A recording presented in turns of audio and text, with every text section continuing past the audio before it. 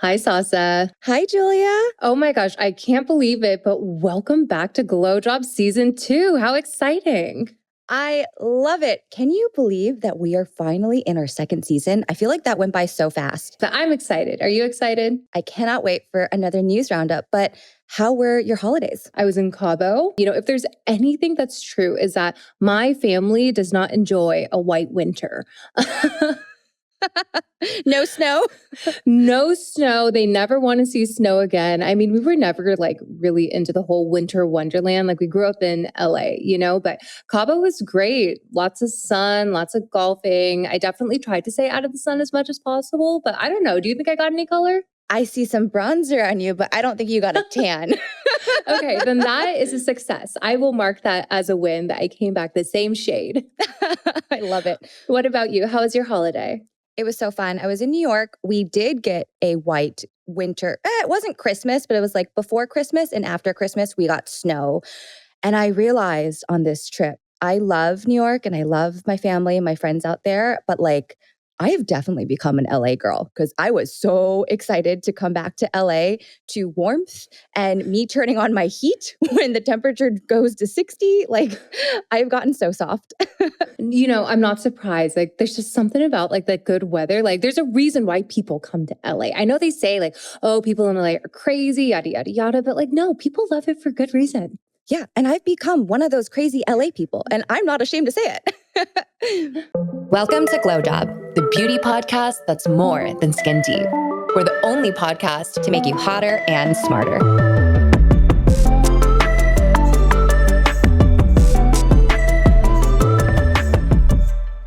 All right, GlowJob fam, welcome back to our very first news roundup of season 2. And for our first news story of this year, it looks like Starbucks is about to enter the beauty industry. Nev Toledano, who was previously a senior marketing manager at e.l.f., announced on LinkedIn that she was joining Starbucks as its brand activation team's head of fashion and beauty. So, she just completely stated that, hey, I'm coming to Starbucks and I'm doing something related to beauty. In that LinkedIn post that Toledano wrote, she said that she's been tasked with driving, quote unquote, culture, fandom, and buzzworthy moments.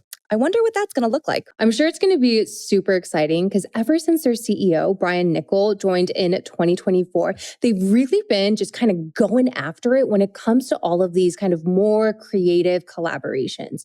So previously, they had teamed up with Farm Rio, which is that Brazilian fashion company. And they've also even worked with Zach Posen over at Gap. And I believe that he even made a custom dress inspired by the Starbucks mascot for New York Fashion Week. That is one way to make a statement. But, I think that it's funny because it may not seem like an obvious correlation, beauty and Starbucks, i.e. coffee, but one could say that beauty is kind of embedded in the Starbucks DNA. When you think about how many millions and millions of cups of coffee are in the daily circulation and how Starbucks and the Starbucks cup has kind of become a lifestyle accessory, I think of the reusable cups that people collect. People go crazy for some of these drops on TikTok. I've seen it before. And it kind of also reminds me of the craze around Stanley cups. That also became a very big lifestyle thing. So Starbucks, lifestyle, fashion, beauty, all sort of in the same realm. Oh, 100%. And I've seen those Starbucks TikToks where these women, they just go through their collection of the reusable tumblers and they have so many. But do you remember the trend on Instagram last year where everyone was doing their coffee cup holder? Wait, no, what was this trend? So they would have those disposable coffee cup holders where, when you're going to the office or, meeting a bunch of friends, you'll have 4 cups in one coffee cup holder. And the trend, so the trend on Instagram is that there would be one coffee there, but the other things and the other 3 little holders would be your lip gloss, your cute little wallet, your sunglasses. I bet you, Neb, 1,000,000% saw these. And she was like, hey, there's something here that we can be working on. For sure. I totally remember it now. So it's the Starbucks tray, the 4-prong tray that made out of cardboard. Every brand in beauty was doing a post about that. It was a lot. It was a lot, but trends are trends for a reason. You got to hop on them sometimes. So this isn't the first time that coffee has collaborated with beauty. If you guys remember, over the summer, Tarte and coffee competitor Dunkin, they actually teamed up for a limited edition collaboration. The two paired up to do a collaboration of the Maracuja Juicy Lip Tint that was inspired by the quote-unquote Guava Girl Summer flavors of Dunkin. And, Tarte has also done a few other collaborations with food brands. They did one with True Fu also recently. Yes. And, again, they're just taking True Food's flavors and then making a lip gloss version of it or lip gloss flavor version of it. But I don't know. I like it when, all these kind of like cult household name food brands do collabs. Baskin-Robbins also did one last year with Laneige, where they created their Baskin-Robbins sorbet flavor of their lip sleeping mask. So it's cute. And I feel like there's so many things. Like, how many brands can you think of that have like a coffee flavored or a coffee latte inspired, lip product? Next up, we have a lot of drama with this story, but Sol de Janeiro is expanding their ongoing lawsuit against MCO Beauty for their infringement of all of their dupes. So the Australian brand MCO Beauty, they are known to be the king of dupes. Like explicitly, their CEO has even said that that is their business strategy, is to sell very inexpensive dupes of popular products. And that's how they've grown so exponentially.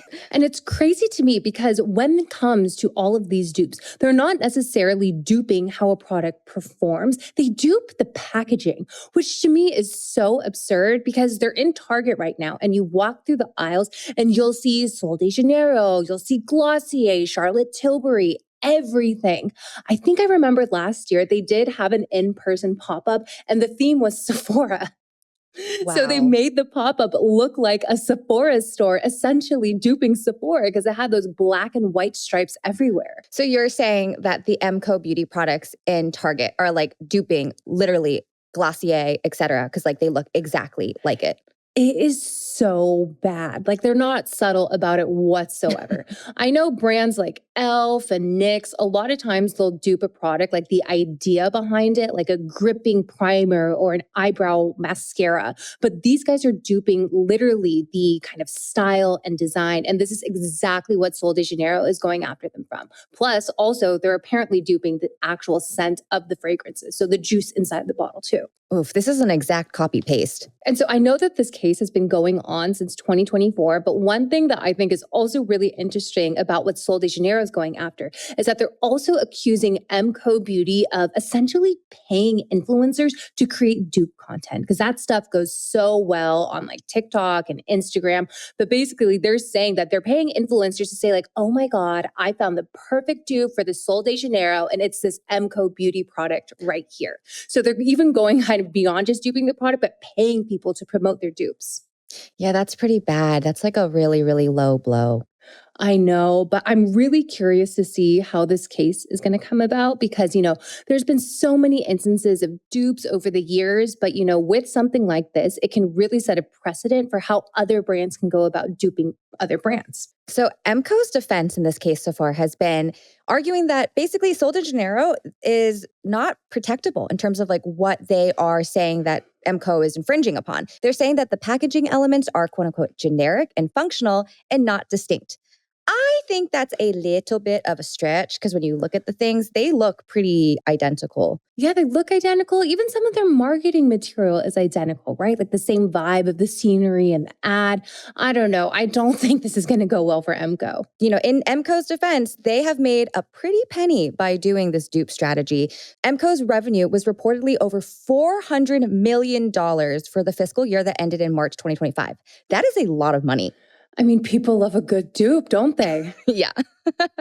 Next, in beauty headlines, Anastasia Beverly is making some crazy money moves right now. She just injected $225 million of her own money back into her brand, Anastasia Beverly Hills. So the last time we talked about Anastasia Beverly Hills was last year in August. We had talked about how the brand had recently been downgraded on their debt rating to a D after missing a loan payment. So for background here, TPG first invested in Anastasia Beverly Hills in 2018 at a valuation of $3 billion. That is so much money. That is crazy.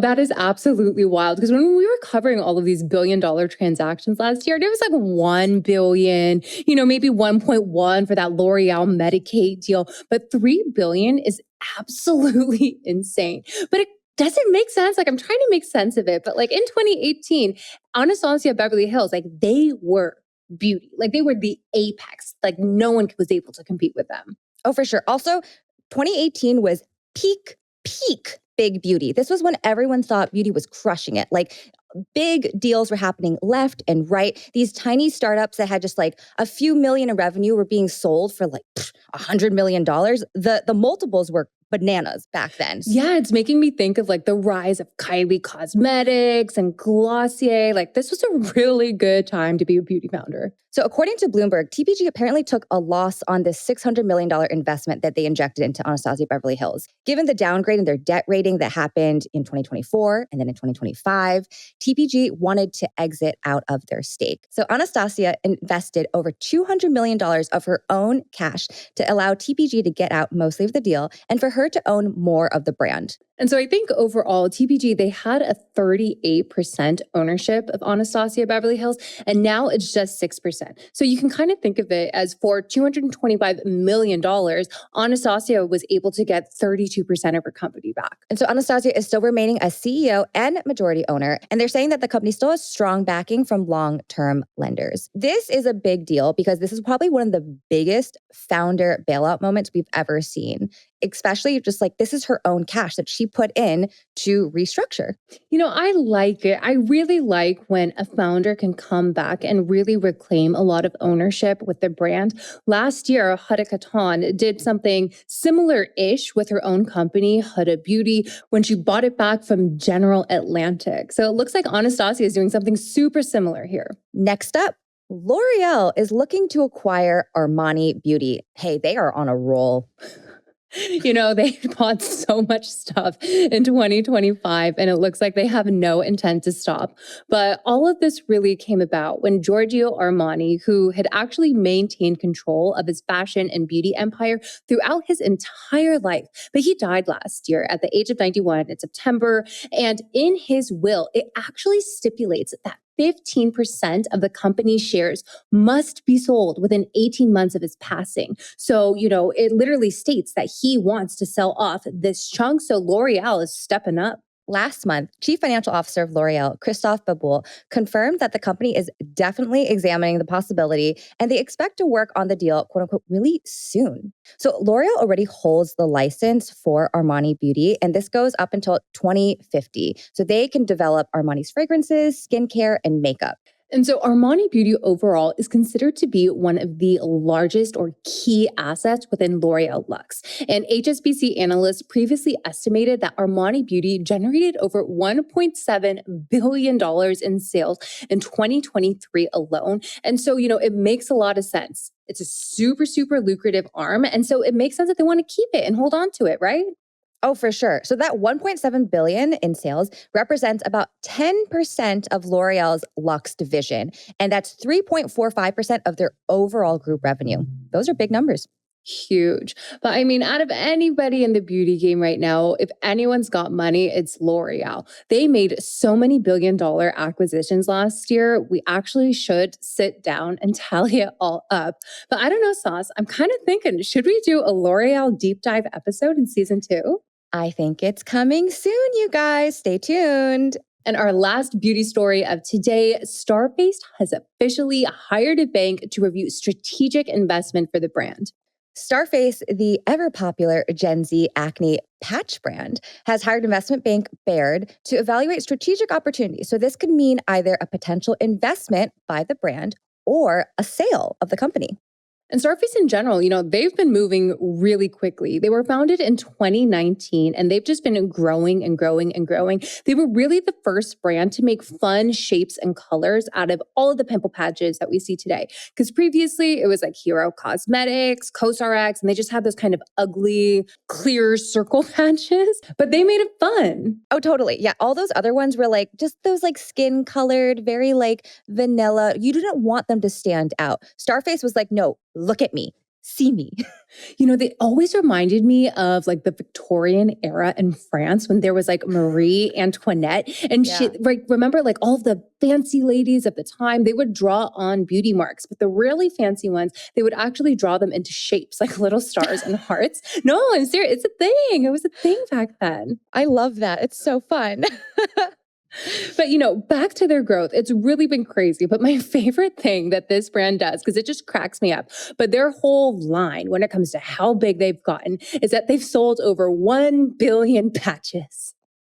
Wait, okay, hold up. Because I know for a fact when they sell a box of the patches, there's like multiple patches in each box. So instead of saying how many boxes they've sold, they say how many patches. That's just so funny to me. I know. It's like, if you're selling cookies by the dozen, like, they just say like, oh, we sold so many cookies. I don't know. But like, whenever I hear that or hear them say that, it just like really cracks me up. But 1 billion, maybe they're signaling to people that that's what they're going after. You know what? That is some great marketing spin. So if their CMO came up with that copy, I say kudos to you. Kudos. Right? It's like getting into people's brain. Billion, Starface, billion. So there's some speculation that's pointing to the fact that there might be a large transaction in 2026 or 2027 for a deal. I think we both think 2027 makes more sense realistically. Like so much has happened that I don't feel like there's going to be that many strategics out there this year. No, definitely not. And I don't know. I feel like I was always worried about brands like Starface just because there are so many competitors in this space. And with the rise of Gen Alpha Beauty, and I think so many more brands are going to be popping up doing teen skincare, acne skincare, pimple patches. I'm sure Starface wants to get this done as soon as possible before there's like this next Gen Alpha wave. I'm curious if they don't sell and they decide to acquire somebody, who would they acquire? Are they going to acquire like another smaller pimple patch brand? Maybe they acquire, I don't know, what were those brands from last year? Like Yes Day or Sincerely Yours, Ever Eaten. Maybe they go the skincare route and just acquire a brand like that instead. That would also make a lot of sense. I guess we'll see. I just know for certain that no one is going to touch Rini with a 10-foot pole. Do you remember them? Oh God, Rini, you guys, we hate them. It's just so bad. No 2-year-old needs a face mask. Like, let's chill out. I know. Hopefully we don't bring that into 2026. Yeah. So Sasa, one of the things that's been going like crazy viral has been this new show on HBO, Heated Rivalry. This like gay lover hockey show. Have you seen it yet? I still haven't seen it. I need to catch up with the internet and the world, but I have heard so much about it. And TikTok has just been feeding me all these clips about the show. I practically feel like I've watched the show now. I feel like I have a pretty strong gist of what it's about, but there's hockey players, men's hockey, and a Canadian hockey player falls in love with a Russian hockey player, and there's a lot of sex, is my understanding. A lot of sex and a lot of sexual tension. There's a lot of like, are you going to do it? Are you going to touch me? We're getting closer. And then they're like, bam, we're doing it. Okay. Because like one of the things that I've heard is that people are obsessed with the show because it shows a lot. Yeah, it's HBO, man. They show everything. So although I haven't actually watched the show, a lot of my friends have. And from my friend group, the gays love it. The women love it. I mean, I get why gay guys love it because this is probably one of the first TV shows that actually intimately shows, a relationship and sexual relationship between two men. Like that is very rarely shown on TV. And that makes a lot of sense, right? Like they're also the leads. They're not like the sassy uncle or whatever. They're the leads of this show. But, when it comes to the graphic nature, did you know that for a lot of straight women, their favorite genre of porn is male gay porn? Really? Yes, it's a thing. How many women? I'm actually genuinely curious. Like, what percentage of women? That's fascinating to me. I gotta look it up, but there was a research article done about like women's preferences in porn. And, for like the past few decades, a lot of porn directors have now been making more porn for, the female audiences, right? Not just men making porn for men. But so in the beginning, they were trying to like focus more on like developing the characters and writing out the love story. But they really discovered that what women actually like is male gay porn. Huh. You know what's funny is that I remember in years past, it used to be like women preferred watching like lesbian porn because it was like gentler, right? Instead of the whole like bang, bang, bang situation. You know what I'm talking about. I mean, it's a lot. No woman, very few women want to be manhandled like that constantly. And then there was like the production of ethical porn. Yes. Yeah. I know we're going on a tangent here, but ethical porn. And that was like, how do we make this more appealing for women? And so this is interesting to me, the gay porn thing. Wow, I did not know that. Yeah, but it's crazy. Like I see people on my stories and they're just like, oh, I don't have any plans tonight. I'll go rewatch episode 4, and they just like keep coming back to the show. Wait, episode 4. TikTok keeps telling me episode 4 is when things go down. Okay. So clearly neither of us have been watching Heated Rivalry, but I guess we will. We will. But what have you been watching? I've been watching Mad Men, and it has been the highlight of my... You too? Yeah? Yes. It's so good. I only watched a little bit of Mad Men when it first came out, but I never got into it. Maybe I was too young back then, but now I am so into that show. I mean, when it first came out, I think we were either in like late high school, early college, and I never watched it either. But honestly, I'm so glad that you said that you've been watching Mad Men because I've been watching it in secrecy. Like I'm kind of like too embarrassed to tell people that I'm watching a show from like over 10 years ago. Wait, why? Why are you embarrassed? I don't know. Like, is it that much of a thing? I thought I was just watching it in secret. But are people watching Mad Men? Yeah. When I was back home for Christmas, all my friends were saying they were watching Mad Men. I went on a date a couple weeks ago and the guy was like, I'm rewatching Mad Men. I'm like, okay, everyone's talking about Mad Men. Okay, good. Okay, so now I feel like less ashamed because I know that there's so many people that have like their comfort shows or they like to watch like the oldies or whatever. And I'm just like, am I one of those? Like, am I one of those people that like constantly is watching Friends and Gilmore Girls on repeat? But, I'm actually really enjoying this show because I guess both of us are basically first-time viewers. Yeah, pretty much. Because also, I didn't realize, clearly I was not paying attention when the show came out, but the woman from Handmaid's Tale is like a main character. I was like, oh my gosh, all these faces. Offred is in. Yes. I'm like, whoa, this is a whole different context I'm seeing. No, it's so good. And like Alison Brie is in it, right? Yes. Like I love when you're able to watch like old movies or TV shows and you see all of these people that are like A-list celebrities today. It's so fun. It is. And also, Don Draper, his character is so, wow. I didn't realize how problematic he was, but he's got major baggage and issues in this show. I remember back in the day, he was like the hot guy, right? And on the show, like the women were supposed to be swooning. But when I watch him in the show, I'm just like, I do not find this attractive whatsoever. I mean, he is a handsome man. Yeah, he's handsome, but he lies to his wife all the time. He goes to the movies and takes naps every day instead of doing his job. And he's just like somehow failing upwards. His only redeeming quality is that he's like pretty nice to his kids, even though he is a very absent father. He has some redeeming moments. I can't believe I'm defending Don Draper, but like he defends his wife every once in a while. He's like sometimes he's a really good husband and then sometimes he's an absolute crap husband. So there's duality to him. There's duality to Don Draper. Look at us. We could have had a podcast about Mad Men a couple years ago, huh? I know. I love it. It's so good. It's been consuming like my evenings lately and I'm not mad about it. I like it. I think one of the reasons why it's doing so well right now is because 10 years ago, what people were able to make on movies and films and things, that was like one thing. But in today's like kind of political climate, with like people wanting to be like PC and really just like check all of these boxes, I feel like Mad Men is almost refreshing in a way because so much of what they do and say is like so messed up and would never fly or get like green lighted in anything today. But I don't know if people necessarily like yearn for that or they like it because it's like so taboo, but I feel like there's reasons why people like it right now.